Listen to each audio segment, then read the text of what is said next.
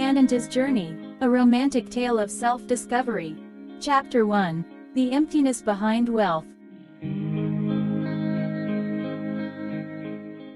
The city of Jakarta shimmered under the night sky, its endless lights reflecting off glass towers and busy streets.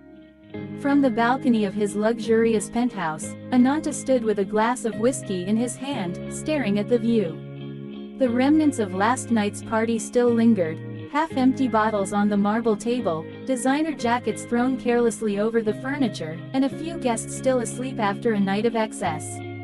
This was his life, a cycle of indulgence, luxury cars, extravagant vacations, and a never-ending stream of people who only stayed as long as the champagne flowed. Yet, despite having everything, he felt nothing. Ananta sighed, taking another sip of his drink. But tonight, even the burn of alcohol did nothing to drown out the hollowness inside him. His gaze drifted downward, to the moving train cutting through the city.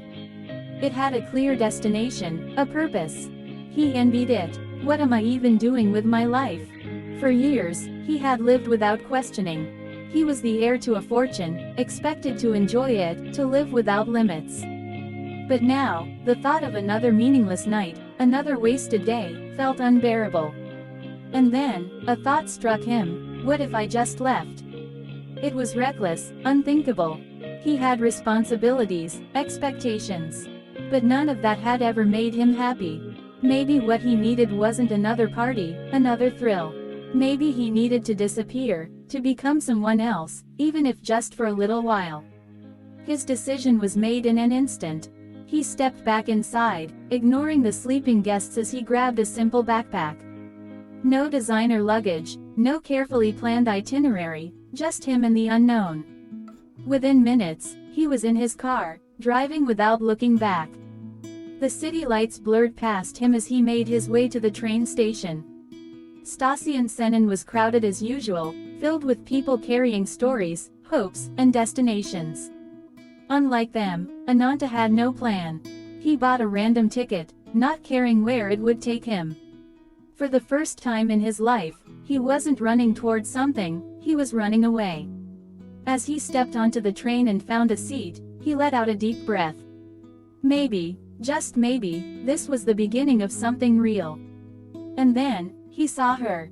Sitting across from him, a woman with long, dark hair and a quiet presence held a book in her hands. She wasn't like the women he knew, the ones who clung to wealth and status. There was something different about her, something calm, something real. She didn't notice him at first, too absorbed in the pages of her book. But when she finally lifted her gaze, their eyes met. And in that moment, for the first time in years, Ananta felt something stir inside him. Perhaps, this journey wasn't just about escaping his old life. Perhaps, it was about finding something he never even knew he was looking for.